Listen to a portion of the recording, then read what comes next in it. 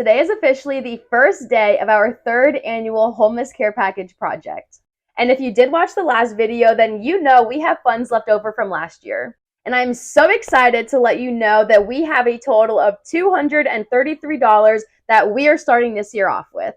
Now, this is the first time that we are ever starting out ahead of the game already. And as usual, I always make sure to ask you what we should spend our money on. So this is where I need your help. If you don't know, we do include a crew neck shirt as well as a winter bundle that includes a beanie, a pair of socks, and a pair of gloves also in these bags. And those two end up being the most expensive portion of this project. Now, the $233 isn't enough to cover all of that, but we could buy one or the other, and I already double checked, and we don't save any money on shipping, taxes, or anything by ordering them together.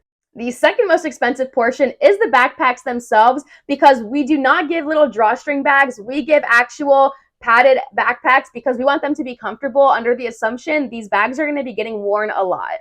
But then we also have all of our necessity items that we include as well.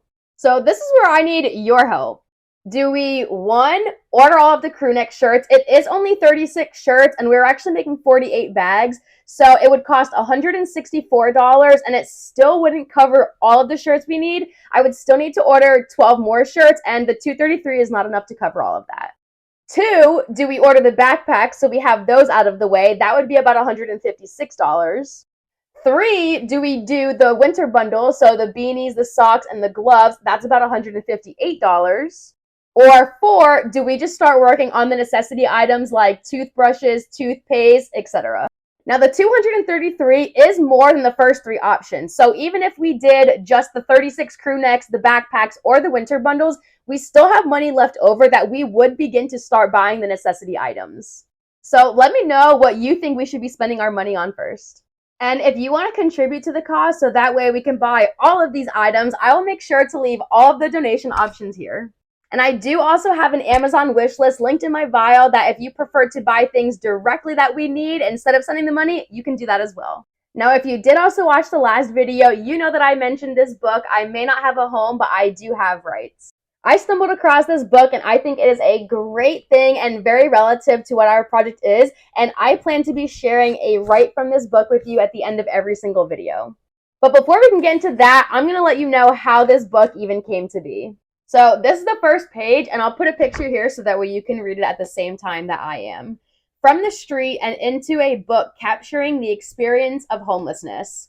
As members of the Client Action Committee, a group made up of individuals formerly or currently homeless, we have been able to be a part of some really cool moments. They were life-changing, not just to ourselves, but many others who have sat at our table. One of them being the Homeless Charter of Rights on which this book is based.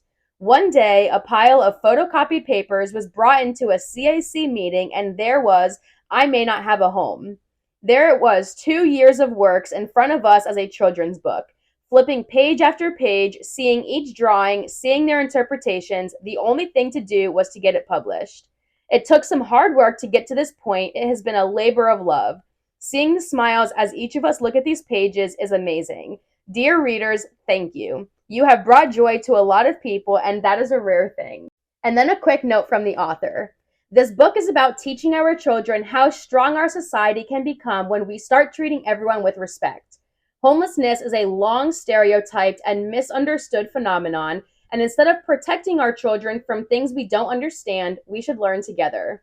Like our 7 talented young artists have already done, I encourage you to talk about and reflect on each page and consider how needs are different for everyone. The rights you will read at the bottom of each page are directly quoted from the Homeless Charter of Rights released by the Client Action Committee in Calgary, Alberta, Canada. To learn more, please visit the link at the bottom. And I know this is a longer video. I promise they won't all be this long. I just wanted to make sure that you guys had why this book came to be, as well as the first big option of picking what we need to spend our money on.